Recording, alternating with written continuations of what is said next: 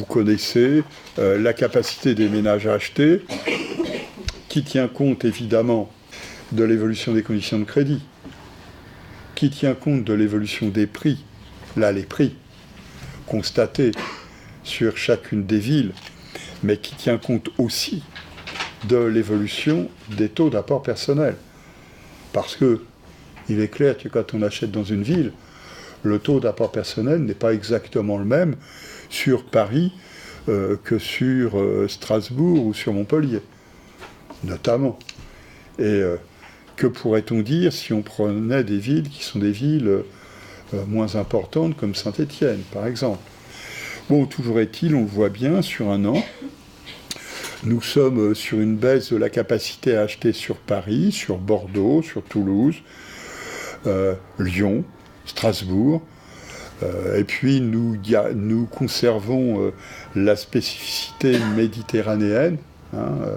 Le littoral méditerranéen échappe à la règle depuis un certain nombre de trimestres déjà, et nous sommes sur une stabilité, une relative stabilité, par exemple, sur l'île. Donc nous avons classé, comme à l'habitude, les 34 villes qui sont les villes de l'Observatoire LPI. Nous retrouvons donc, voilà, dans 68% des villes, l'indicateur de solvabilité recule un petit peu ou plus fortement. Un petit peu dans 21% des cas, plus fortement dans 47% des cas. Des baisses qui sont des baisses significatives, confrontées à des hausses de prix. Bordeaux, sans surprise, ça ne surprendra personne. Rennes, ça ne surprendra plus personne. Nous sommes sur des baisses de surface achetable, sur des villes qui sont soit des villes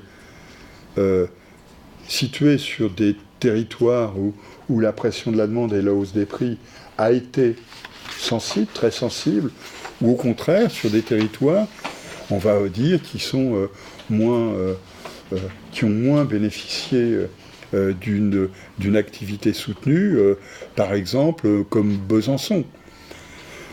Et puis il y a des villes qui sont en train d'absorber la demande qui ne réussit plus à se positionner et qui sont en cours de développement, par exemple Villeurbanne. Bon, voilà.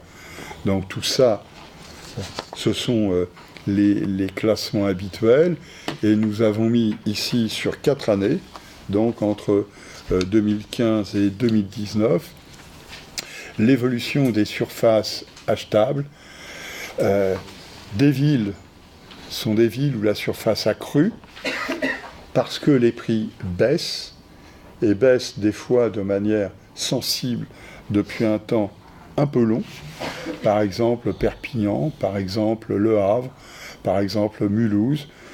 Et puis on a au contraire des villes où les surfaces achetables reculent fortement parce que les prix ont cru, et même si la hausse des prix ralentit, l'effet de la hausse qui aujourd'hui se constate est un effet qui a dégradé fortement la surface achetable.